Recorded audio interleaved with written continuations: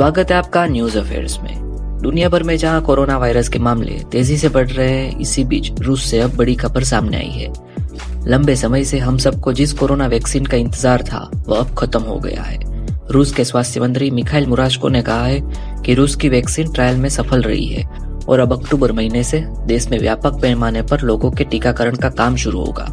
उन्होंने कहा है कि इस वैक्सीन को लगाने में आने वाला पूरा खर्च सरकार उठाएगी।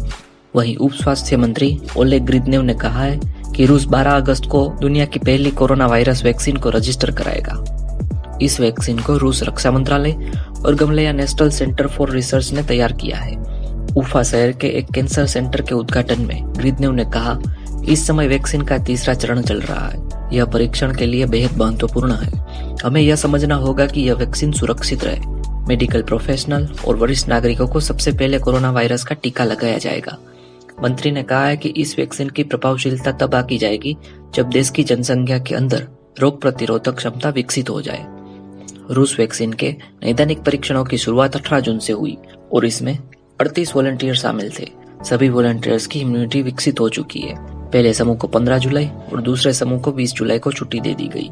रूस के रक्षा मंत्रालय ने आगे कहा है कि किसी भी वॉलंटियर के अंदर कोई भी साइड इफेक्ट या फिर किसी भी तरह की कोई भी परेशानी अब तक सामने नहीं आई है। यह प्रयोगशाला अब बड़े पैमाने पर जनता में इस्तेमाल से पहले सरकार की स्वीकृति लेने जा रही है। बता दें कि रूस ने पहले ही दावा किया था कि कोरोना वायरस के खिलाफ जारी वैश्विक लड़ाई में कोरोना वायरस वैक्सीन विकसित करने में वह दूसरे देशों से कई महीने आगे चल रहे हैं। बताया जा रहा है कि क्लिनिकल ट्रायल में सफलता के बाद अब रूस वैक्सीन की प्रभावी क्षमता को परखने के लिए 3 व्यापक परीक्षण करने जा रहा है। रूस का इरादा है कि इस साल सितंबर तक कोरोना वैक्सीन को विकसित कर लिया जाए। साथ ही अक्टूबर महीने से देश भर में टीकाकरण का कार्यक्रम शुरू कर दिया जाए। इसी बीच इजरायल ने गुरुवार को दावा किया था कि उसने कोरोना वायरस के खिलाफ एक जादुई असर करने वाली वैक्सीन को बना लिया है।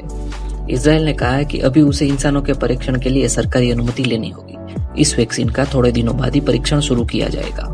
इजरायल के रक्षा मंत्री ने Israel institute of biological research का दौरा कर इस वैक्सीन के बारे में जानकारी ली है। इंस्टीट्यूट के डायरेक्टर प्रोफेसर सैमुअल शपीरा ने उन्हें इस नई इजरायली वैक्सीन के बारे में जानकारी दी।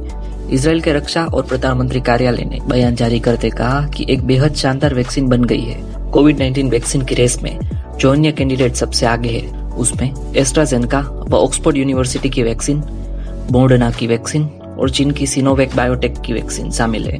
इनके तीनों कैंडिडेट्स ने वैक्सीन के ह्यूमन ट्रायल के तीसरे चरण में प्रवेश कर लिया है। भारत की बात करें तो देश में अभी तक 3 भारतीय वैक्सीन क्लिनिकल टेस्टिंग के अलग अलग चरणों में है। भारत बायोटेक की कोवैक्सीन, जाइडस कैडिला की डीएनए वैक्सीन ने पहले चरण के ट्रायल पूरे कर लिए और दूसरे चरण में ट्रायल शुरू हो गए और तीसरी वैक्सीन है ऑक्सफोर्ड की। दोस्तों, ऐसी ही रोचक खबरें पाने के लिए हमारे चैनल को सब्सक्राइब कीजिए और इस वीडियो को लाइक और शेयर अवश्य कीजिए।